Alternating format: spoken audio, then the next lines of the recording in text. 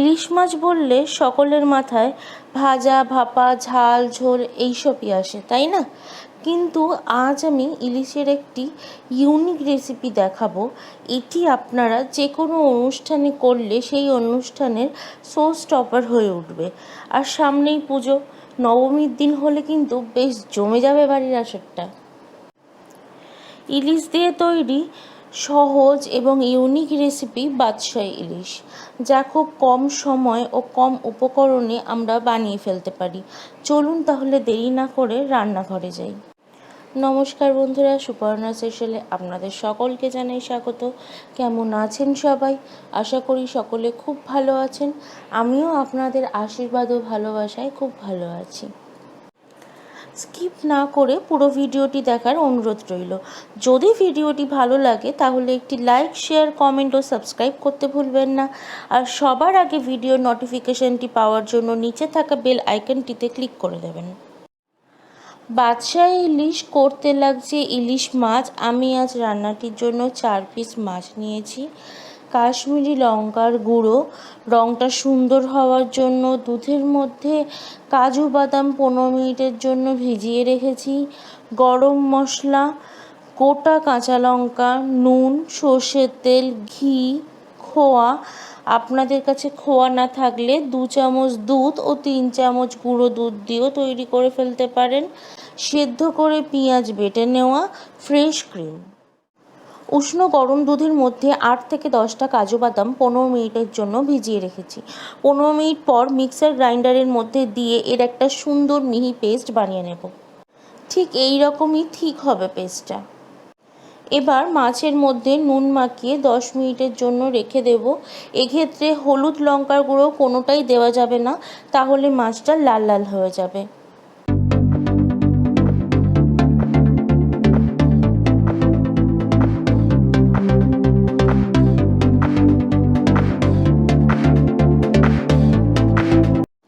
প্রথমে কড়াই গরম করে তাতে 8 চামচ মতো তেল দিয়ে মাছগুলো দিয়ে দেব।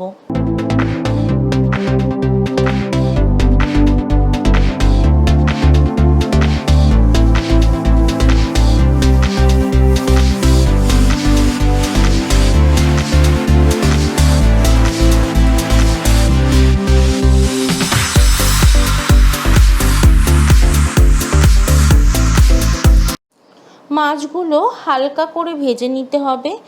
2 পিঠ 1 মিনিট করে ভেজে নেব। মাছ কিন্তু বেশি ভাজা যাবে না, তাহলে রান্নার স্বাদটাই ভালো করে আসবে না।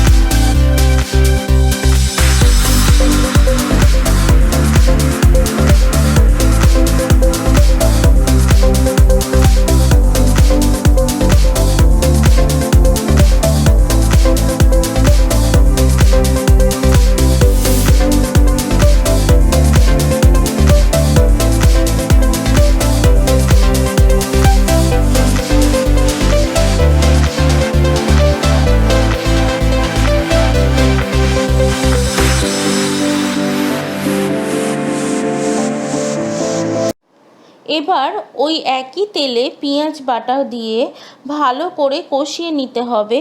এক্ষেত্রে কাঁচা পেঁয়াজ দেওয়া যাবে না, তার ফলে ইলিশের গন্ধটা হারিয়ে যাবে। আর আদা ও রসুন কোনোটাই ব্যবহার হবে না।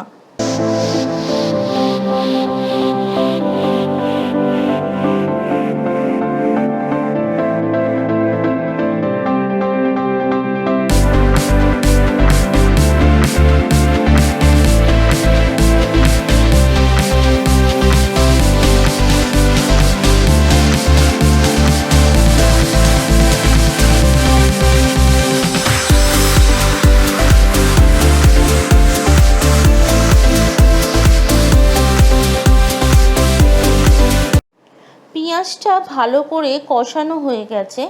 এবার এর মধ্যে খোয়া দিয়ে একটু নাড়াচাড়া করে নিয়ে এর মধ্যে কাজু বাদামের পেস্টটা দিয়ে দেব।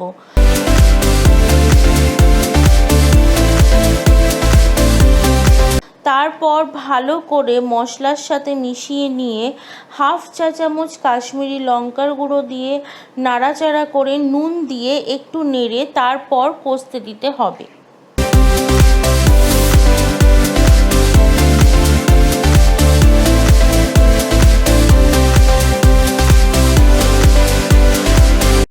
দেখুন মশলার গা দিয়ে কেমন তেল ছেড়ে দিয়েছে, তার মানে মশলাটা ভালো করে কষানো হয়ে গেছে।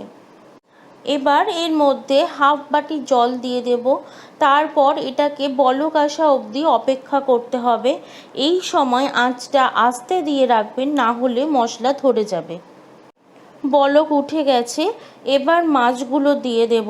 মাছের ওপরে ওপরে গ্রেভি দিয়ে দিতে হবে, আর আঁচটা আমাদের আস্তেই রাখতে হবে। এই গ্রেভিতেই মাছটা সেদ্ধ হবে।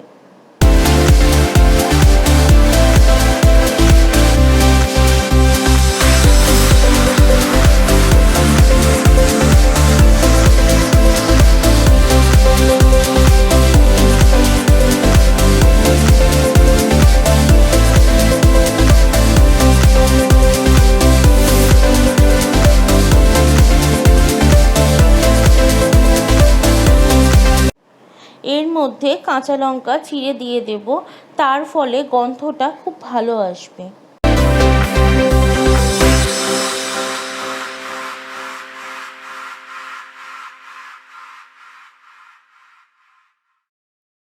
লঙ্কাগুলো দিয়ে একটু ফুটিয়ে ফ্রেশ ক্রিমটা দিয়ে ভালো করে গ্রেভির সাথে মিশিয়ে নিয়ে ঢাকা দিয়ে দেব।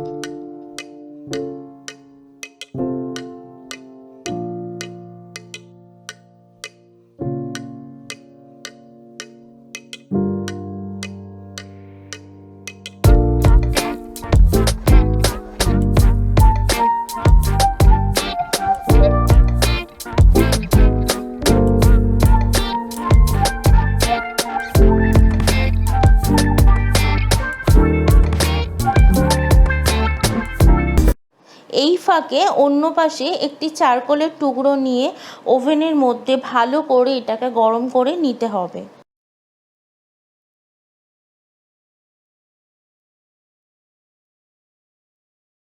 দেখুন চারকোলটা আমার খুব ভালো করে গরম হয়ে গেছে, এটা পুড়ে গেছে।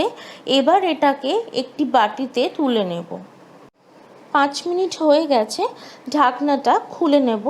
মাছের মধ্যে বাটিটা বসিয়ে চারকোলের মধ্যে একটা লঙ্কা চেরা ও 1 চামচ ঘি দিয়ে ঢেকে দেব।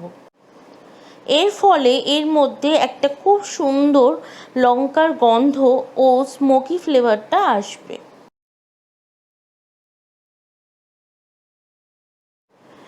10 মিনিট হয়ে গেছে, ঢাকনা খুলে বাটিটা এবার বের করে নিলাম। দেখুন কি সুন্দর তেলটা ওপরে উঠে এসেছে, তার মানে রান্নাটা আমার তৈরি হয়ে গেছে। এই পর্যায়ে এর ওপর থেকে গরম মশলা দিয়ে দেব।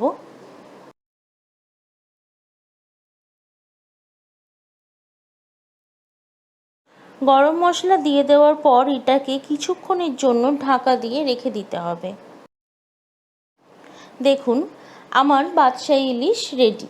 খেতে যেমন সুস্বাদু, দেখতেও চমৎকার হয়েছে। একবার খেলেই মন ভরে যাবে। আপনারা গরম ভাত ও পোলাও দিয়ে খেতে পারেন, দুর্দান্ত লাগবে। আপনারাও বাড়িতে বানান ও সকলকে খাওয়ান। কেমন লাগলো সেটা কমেন্টে জানাতে ভুলবেন না কিন্তু। এছাড়া যদি আপনারা অন্য কোনো রেসিপি আমার চ্যানেলে দেখতে চান, তাহলে আমাকে অতি অবশ্যই কমেন্ট করে জানাবেন।